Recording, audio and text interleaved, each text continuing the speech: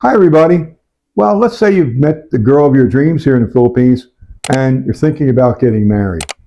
Well, this video is going to be about what I call the marriage dilemma. Stay tuned, we'll talk to you about it. Okay, so once you meet this wonderful girl, you met her family, you did all the necessary things, and you've decided that you're going to go through a fast engagement, maybe a few days or a few months, whatever, and you're going to get married here. Well, that's fine. That's fine. If this is what you want to do with your life, and this person seems to fit real well with you, then hey, that's a successful outcome. And if you're happy, then that's all that matters, really. However, I had something called the marriage dilemma, and here's what I did. I did this back in the '90s, and a lot of guys I know did it this way because I think it helps you to think things through. Marriage is a big step, and whether you get out of the marriage or not, although in the Philippines, if you're living there, you're going to have to leave the Philippines at least to get out of the marriage. And you may not want to do that. It's quite an expensive process, especially if it happens right away. And you don't want to leave, because it's an expensive process to come back to your home country and back here. I'm from the U.S., so it's a 36-hour deal when I have to come home, and it costs a few $1,000s each way. So you don't want to be making mistakes early on. So what I did is, in most countries, every country might be a little different in how they handle this, but I went through what's called a fiance visa. The fiance visa is you have them come to with you. Well, you have to go through the visa process, and generally it takes about a year, and then you can get married in the United States instead of getting married in your home country. This does a couple things. First of all, it gives you a whole year to think about it, number one. Number two is when they come there, it gives you 90 days, at least in the United States, that's the rule, before they must be returned. They don't get married in 90 days, the visa's over, and they got to go back to their home country. So one of the good things about a fiance visa is see if a year along the way, you're still wanting to do this.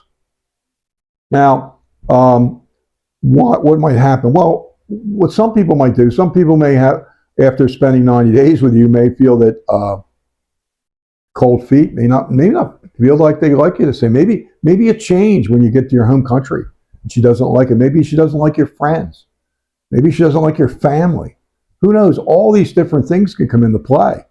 And maybe you isolate her. And we talked about that in one of my past videos.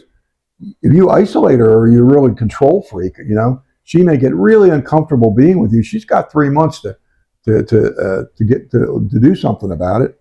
And a lot of times, sometimes they're just homesick. They just don't like America, or they don't like Australia. They don't like your country.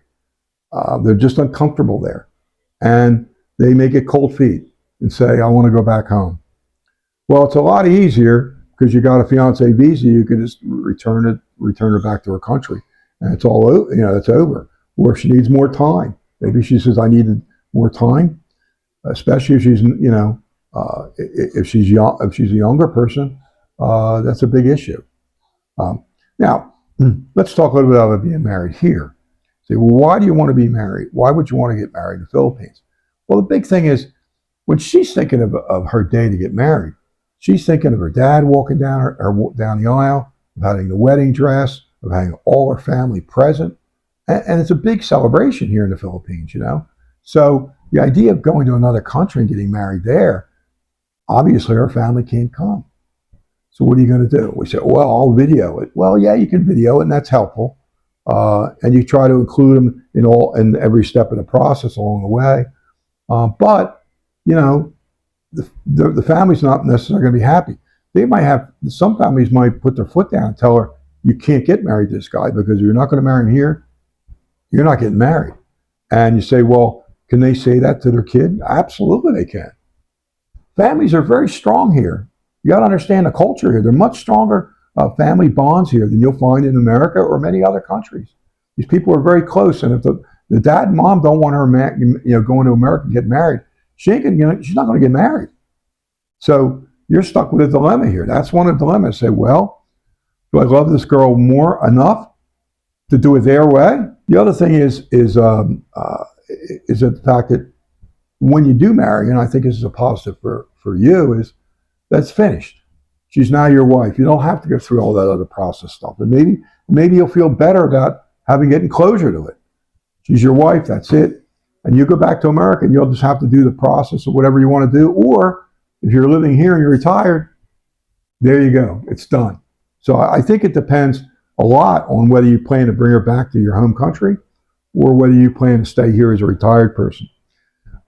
If you're going to stay here as a retired person, obviously I don't see much good in you going back to your home country and doing a fiance visa. I think it'd be better just to get it out of the way here. If that's the plan. I think the important thing though, and maybe is to give yourself some time. So often people come to the Philippines and they do fall in love. And look, I mean, I understand it. I understand you meet somebody and she's the girl of your dreams. And you don't want her to get away. You want to wrap things up really fast. You want to move on quickly. Well, I can't stress enough to take your time. Take your time. Give yourself time to think. Because when your heart's doing all the thinking for you, it's not good. Sometimes you can make a decision too quickly. And when you look back at it, you might say, I didn't give myself enough time, or I didn't think about it. For example, if you're with her a while, you might find out a lot of her background that you don't know about. Not that people are going to lie to you. I'm not saying they'll lie to you here, but I think they just won't. They'll just omit telling you things that you might want to know. Like, for example, she may have had a mental health problem. That's one thing, omitting something like that. Or that she's had a history with some other guys in the past, or that she's maybe had pregnancies that maybe the baby somewhere you don't know about that. There's all kinds of things that you may not know. The longer you're with this person, and I might even go far as to suggest that maybe you might want to take a turn living with her for a while. But hey, everybody has to make that decision on their own, whether they think it's appropriate or not. All I can say is taking your time, thinking things through, because a lot of people come here and they do things immediately.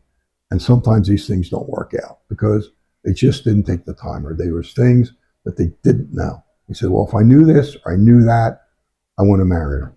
Well, find out. Vet them properly. Make sure that, that she's the right one for you and you're the right one for her. And I think sometimes, to me, I would think you should be with this person 6 months to a year at minimum. When you're in close contact almost daily, because you want to know after a while, does the love wear off after a while? You want to know these kind of things before you tie yourself up. I hope that helps you. I hope that you'll subscribe. I'll keep giving information about these relationships. There's a lot more to talk about relationships here in the Philippines. And I want to keep these things coming. Hit the like button. And we hope to see you next time. Take care.